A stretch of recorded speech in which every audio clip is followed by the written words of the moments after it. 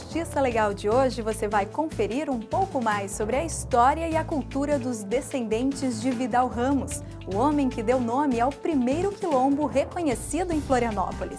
No quadro Entrevista, recebemos o desembargador do Tribunal de Justiça de Santa Catarina, Júlio César Machado Ferreira de Melo, que veio conversar com a gente sobre segurança jurídica.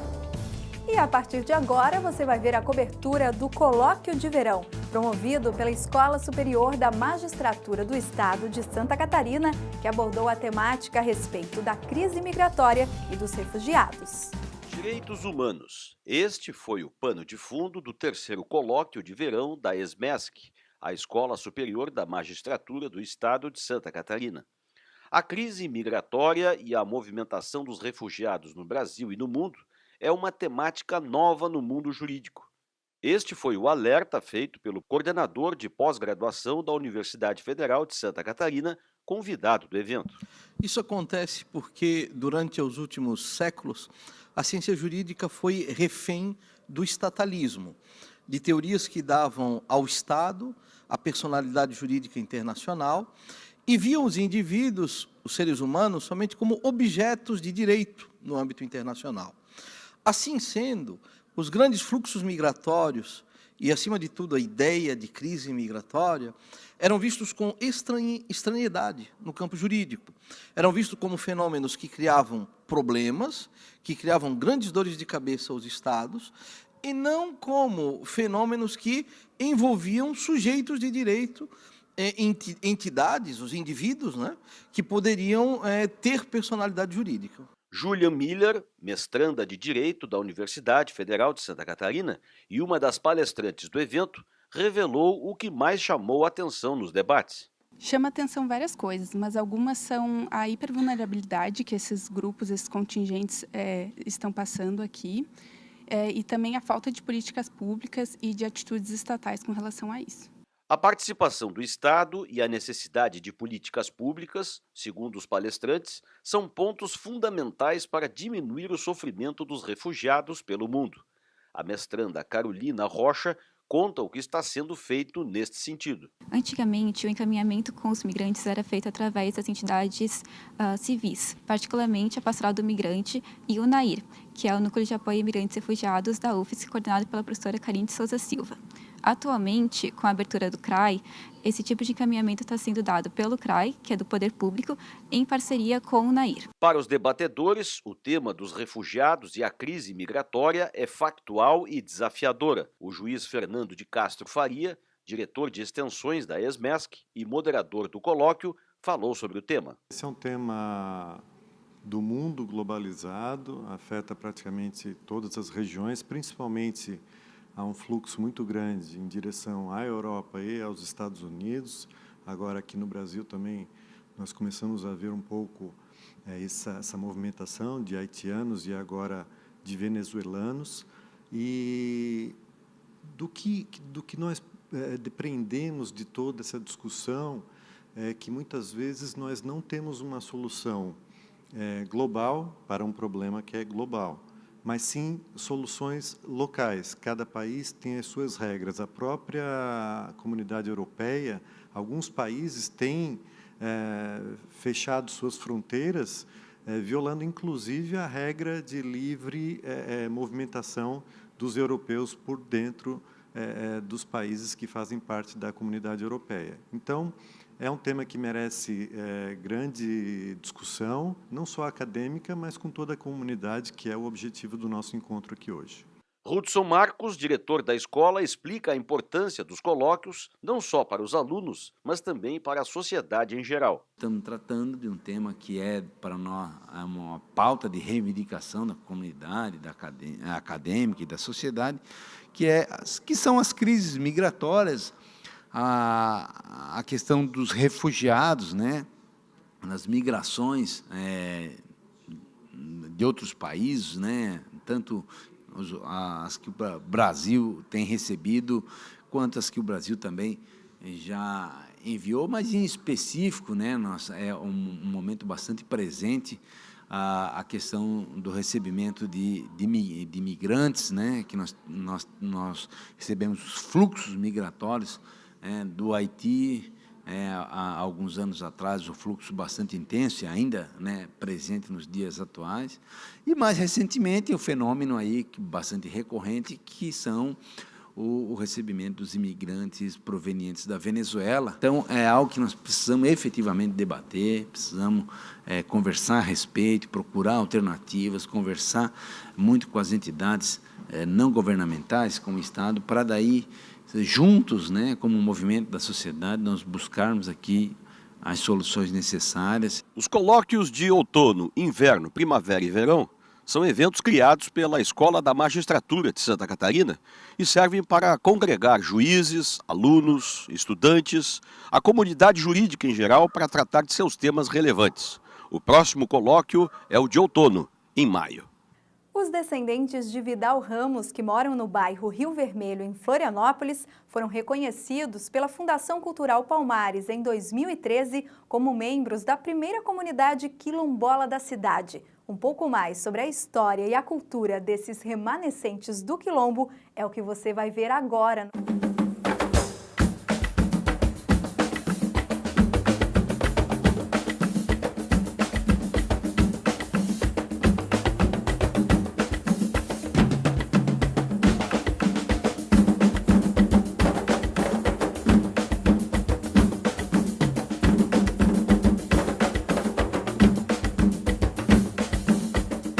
Após 14 anos de tramitação, o Supremo Tribunal Federal declarou constitucional o Decreto 4.887, de 2003, que trata da demarcação de terras quilombolas. Segundo o entendimento do STF, trata-se de uma correção histórica. E aqui em Florianópolis existe um grupo de descendentes de quilombolas que estão lutando pelos seus direitos. Vidal Martins, escravo nascido em Florianópolis no ano de 1845. Hoje, ele dá nome ao primeiro quilombo de Florianópolis, organizado pelos seus descendentes que moram no mesmo lugar na região do bairro Rio Vermelho, no norte da ilha de Santa Catarina. Primeiro, a gente é remanescente de quilombo, né? O remanescente de quilombo é a continuação de um quilombo, a gente é a resistência do quilombo. Quilombo foram meus antepassados, né, que vieram para cá, foram escravizados, sofreram, resistiram a toda a opressão sofrida, né, a toda a escravidão. E aí deles, a continuação foi a gente. Então eles são os quilombos e nós somos a remanescência. Quilombo é lugar de pessoas muito sofridas, né, pessoas que por causa da escravidão dos seus antepassados não têm muita oportunidade. Um local de pessoas que foram expulsas dos seus territórios, né, e até hoje lutam para voltar.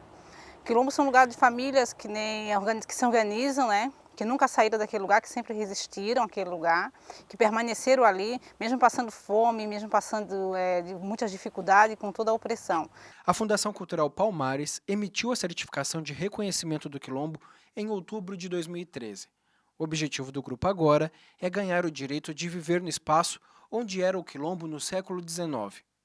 A nossa vontade é de ter, primeiramente, um espaço mais digno, né, porque a gente mora muito apertado, de a gente poder plantar lá dentro, né, recuperar a cultura, ter um engenho de farinha lá dentro e tá criando nossos filhos, né, na cultura do quilombo, mostrando para ele o valor da terra, né, a plantação saudável, sem veneno, para que nossos jovens venham tirar o sustento da própria terra, que venham ver que a terra também dá para ter o sustento da terra, para que não se desvie para outros caminhos como a gente está vendo aí, né? Então é isso que o quilombo quer. As lembranças do passado ainda estão vivas na cabeça de Dona Juscelia. Nós tinha fogão a lenha, nós pescava siri, nós pescava camarão, nós pescava peixe. Depois que entrou o Estado, nós fomos proibidos de fazer isso tudo. Aí ninguém pôde entrar lá mais com facho, que um facho é assim, ó, tu pegava um mambu, igual uma tocha.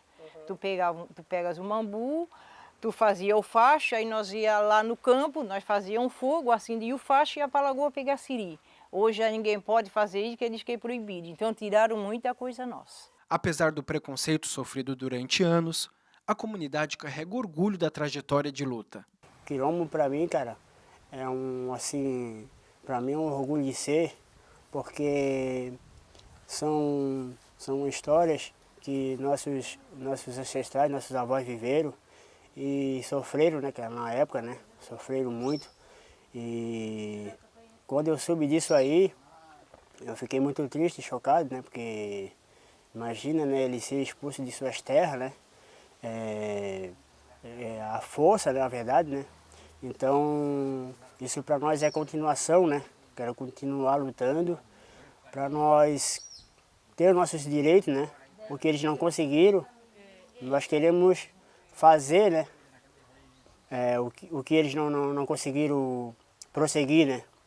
Então isso para mim é um prazer ser um quilombola, né? Ser do quilombo. A intenção do grupo agora é reorganizar a comunidade e continuar reivindicando políticas públicas para a inclusão social, com acesso à saúde, educação, titulação da terra e moradia digna. O sonho não para. O meu sonho em relação a isso aí é de ver o nosso quilombo progredir nas terras que eram deles, viver uma vida tranquila, sadia, igual qualquer cidadão vive, e ter aquela tradição dos quilombos para eles e passando para os filhos deles, para os netos deles, assim como a gente for passando para eles. E a seguir, no próximo bloco, no quadro Entrevista, o nosso convidado é o desembargador do Tribunal de Justiça de Santa Catarina, Júlio César Machado Ferreira de Melo, que veio conversar conosco sobre segurança jurídica. É rapidinho, logo depois do intervalo, a gente volta já já.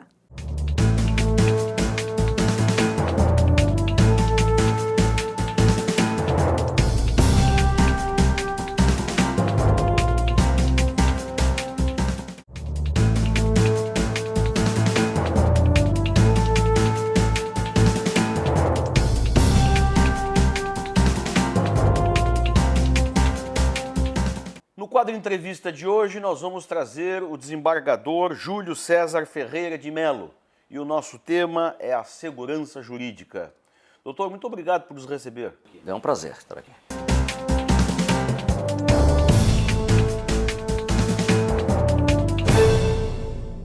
Bem, doutor, o que é então a segurança jurídica e qual a sua importância?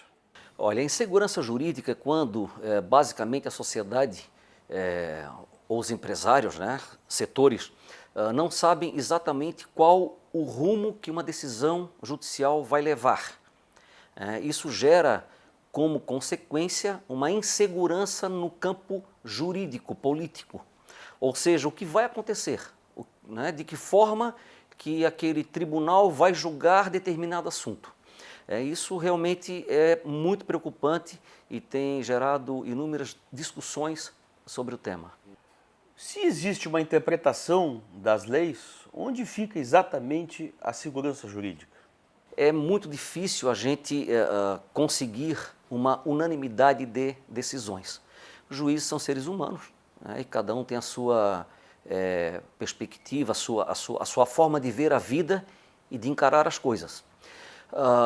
Quando nós tratamos do tema ativismo judicial, aí sim, que nas palavras de Barroso é, aspas, uma atitude, a escolha de um modo específico e proativo de interpretar a Constituição, expandindo seu sentido e alcance, nós temos que ter em mente duas coisas que, no meu entender, são muito importantes. A primeira é a decisão do juízo singular, do juízo de primeiro grau. Essa decisão, ela é uma decisão isolada, ela é tomada apenas por uma única pessoa. Quando essa decisão é tomada por um colegiado, e vamos aqui falar do Supremo, né, que tem feito isso a partir de 88 e da emenda 407, se não me falhe a memória, que, né, de onde surgiu a súmula vinculante, de lá para cá o próprio Supremo tem agido de forma proativa. Né? Por exemplo, o casamento entre pessoas, né, do mesmo sexo. Hoje, o Supremo deliberou, né, e não apenas autorizou, como os cartórios de registro civil, por orientação do CNJ, estão procedendo dessa forma.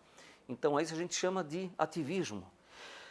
O que nós temos que tomar cuidado, e essa discussão não vai terminar, é porque nessa seara o juiz acaba invadindo a competência de outros poderes, principalmente o poder legislativo, que é o poder competente para legislar. Quando isso acontece, o juiz pode provocar uma sensação de insegurança na sociedade e na própria relação de comércio. O empresário, por exemplo, né, que pretende investir em um determinado país, o que é que ele costuma fazer? A primeira coisa que ele faz é de que forma que o judiciário trabalha e age naquele país. Né? Existe coerência nas suas decisões, né, ou não existe? Então, isso é muito importante. No que diz respeito à própria sociedade, e aí eu trago esse assunto para a área penal, que é a minha área, eu sempre digo que o juiz ele deve ser previsível. Tem que haver previsibilidade na área penal, por exemplo. As pessoas têm que saber que determinado juiz julga daquela forma para A, B, C ou D, não interessando opção sexual, opção por credo religioso, político, nada. Quer dizer, a decisão será aquela. A partir do momento em que a pessoa deixa de agir, o juiz ou o tribunal, né, com certa previsibilidade, isso pode gerar, sim, uma insegurança jurídica, principalmente da população que espera do judiciário uma condução, uma resposta, né, mais equilibrada para os seus anseios. Desembargador, a súmula, o senhor acaba de falar dela, a súmula vinculante, ela é útil em que sentido nesta questão aqui da segurança jurídica? Gerou na época e ainda gera uma grande discussão no que diz respeito a se formalizar essa súmula vinculante e até que ponto ela pode ou não ser útil. Eu vou citar um exemplo aqui agora. Uso de algema. É uma crítica que todos nós, inclusive eu, né, faço.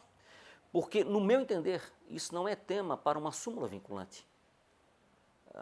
Porque a súmula vinculante nada mais deveria fazer do que reunir julgamentos sobre o mesmo tema de um tribunal do STF de uma forma pacífica para determinar que os juízes e tribunais inferiores ao Supremo, né, decidam daquela maneira. Então, na área previdenciária, isso é muito comum. Agora, no processo penal, no direito penal, eu acho um risco muito grande. Essa súmula vinculante, né, ela gerou uma série de problemas no país inteiro. Por quê? Porque você não pode, eu entendo assim, eu, Júlio Melo, entendo que você não pode estipular como regra básica o que um juiz tem que fazer em São Miguel do Oeste, o que um juiz tem que fazer em Santa Catarina, o que um tribunal tem que fazer em São Paulo. Né? Então, a súmula vinculante, ela tem sim um aspecto positivo e interessante, né? No sentido de fazer com que o judiciário, né, a partir de uma determinação do Supremo, passe a julgar conforme o Supremo tem entendido reiteradas vezes durante anos. Então você tem a súmula vinculante para garantia, inclusive, para dar garantia ao jurisdicionado, né, para que cada juiz não fique criando a sua norma. Agora, nós temos que tomar muito cuidado, né, com a confecção de uma súmula vinculante e de que forma o próprio judiciário vai usar aquela súmula, né, no dia a dia das pessoas. A segurança jurídica, ela garante a existência da justiça? A segurança jurídica, né, no meu entender, nada mais é do que o judiciário respeitar a legislação. Isso é a segurança jurídica. Legislação diz que tal ato tem que ser feito desta forma, o judiciário vai dizer que, segundo a lei, né, aquele ato é ou não válido. Isso chama segurança jurídica. No entanto, nem toda legislação emanada do poder legislativo é ou será uma lei útil, uma lei boa ou uma lei constitucional. Se ela for inconstitucional, se ela não atender ao reclamo da sociedade, ela deve ser revista, sim, pelo judiciário. Aí esse papel nós temos que ter, sem nenhum problema. O que o judiciário não pode é criar uma norma, quando já exista uma outra norma, né, que é considerada uma norma, uma boa norma, né, se é que se pode falar dessa maneira, né, e criar alguma outra norma substituindo aquela, né, em detrimento da competência que é do poder legislativo e não do judiciário. Nós teríamos a competência mais para interpretar aquela norma, né, ou no vácuo e com muito cuidado, e aí eu ponho entre aspas, legislar. Com isso, o senhor está querendo falar também de insegurança política, não só econômica, né, mas também a política neste caso. Quando nós julgamos alguém, né, nós julgamos o fato e não a pessoa em si. Aquela pessoa cometeu ou não um delito. Se cometeu, existe a possibilidade de recurso ao segundo grau. Um colegiado vai reanalisar aquela matéria fática, se ele cometeu ou não aquele delito. Quer dizer, o que se espera, e eu falei isso bem no comecinho, é que um juiz, principalmente aquele juiz do crime ou um desembargador do crime, tenha posições previsíveis. Isso gera uma tranquilidade. Eu não estou dizendo com isso que eu não possa voltar atrás em certas teses que eu posso voltar atrás. Por isso existe o colegiado, eu posso rediscutir aquela matéria e chegar à conclusão de que eu estava errado, não tem nenhum problema. Ou posso manter a minha posição, sendo voto vencido ou voto vencedor. O grande problema é quando nós, juízes, buscamos alternativas não previstas em lei ou contra um texto expresso de lei, né, para julgarmos determinado assunto que favoreça determinada pessoa. Então, isso realmente é muito complicado. É correto dizer que esta insegurança jurídica, ela advém também da legislação mal feita pelo legislativo? Também. Legislação mal feita e muitas vezes, aí eu vou entrar em outra seara. Nós sabemos, né, que muitas vezes o poder legislativo sofre pressões de grupos. Essas pressões resultam na confecção de leis, aí volta outra vez a política do direito, em leis injustas. Em leis que o judiciário, e aí claro que fundamentando, as decisões têm que ser fundamentadas, uma lei injusta, uma lei inconstitucional, ou uma lei que não atenda aos reclamos da sociedade, tem que ser revista sim pelo judiciário. Não há dúvida nenhuma quanto a isso.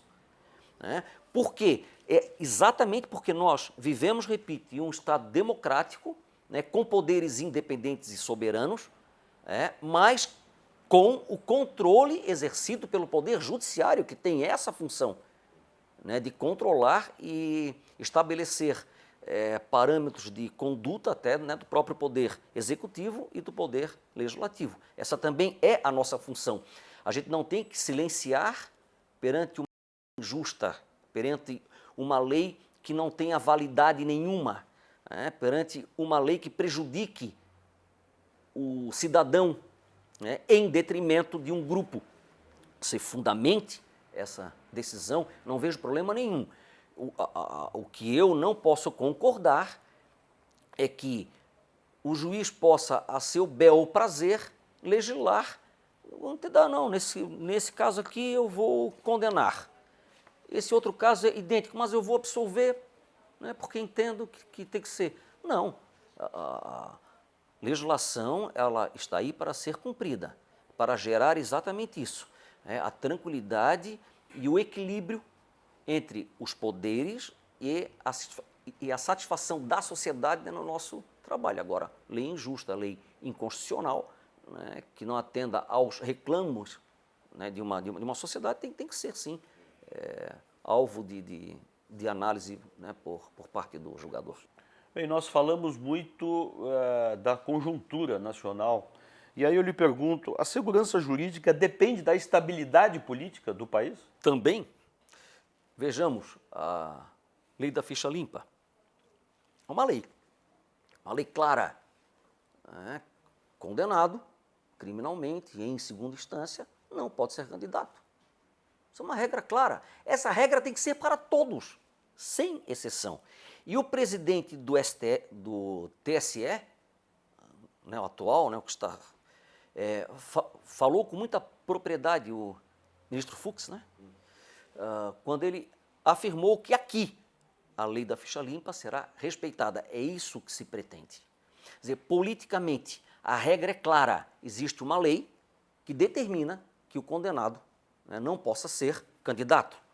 Essa lei tem que ser respeitada. O judiciário tem que respeitar. A partir do momento em que o político sabe que aquela norma será respeitada, ele vai tomar cuidado. Agora, em um país do jeitinho, em um país em que não há respeito às regras, e essa é uma regra democrática que vale para todos, para qualquer partido político, para qualquer pessoa.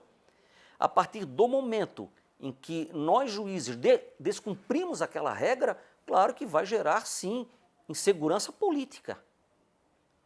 Então, nesse aspecto, a gente tem que tomar muito cuidado. Eu estou citando assim exemplos para que as pessoas possam entender que isso aqui é um bate-papo que não é técnico, mas sim para que o cidadão possa entender o que nós estamos falando aqui. Desembargador, uma pergunta final e uma provocação. Nós falamos muito aqui do Executivo, do Legislativo, que muitas vezes interferem em leis não adequadas à segurança jurídica.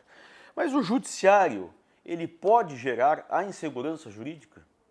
Pode, com uma decisão, com tomadas de decisões antagônicas, decide algo hoje, decide algo amanhã sobre o mesmo fato, depois de 2 meses rediscute aquilo e eu entendo por que a ministra Carmen Lúcia, vamos voltar à esfera penal, o porquê que ela não quis levar a julgamento o habeas corpus, porque havia uma decisão de 2 anos do próprio Supremo determinando que as condenações em 2º grau, esgotado todos os recursos no 2º grau, tem que ser cumprida.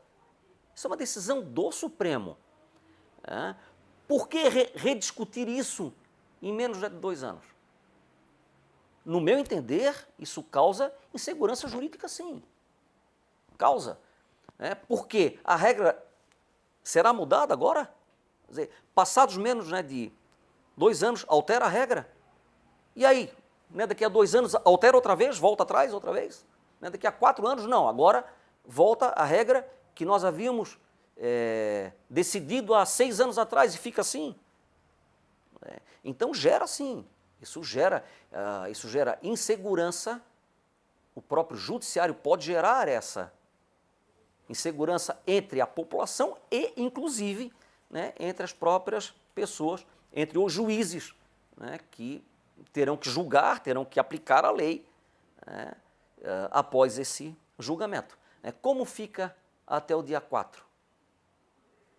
As centenas de pessoas que eu condenei, que a nossa Câmara Criminal condenou e determinou a aplicação, o cumprimento dessa pena, como é que fica?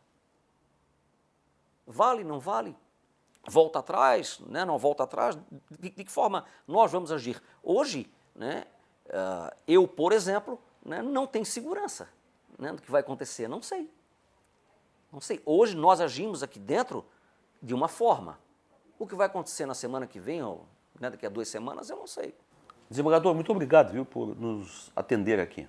Eu que agradeço. Este foi o nosso Justiça Legal. Nós voltamos numa próxima edição. Até lá.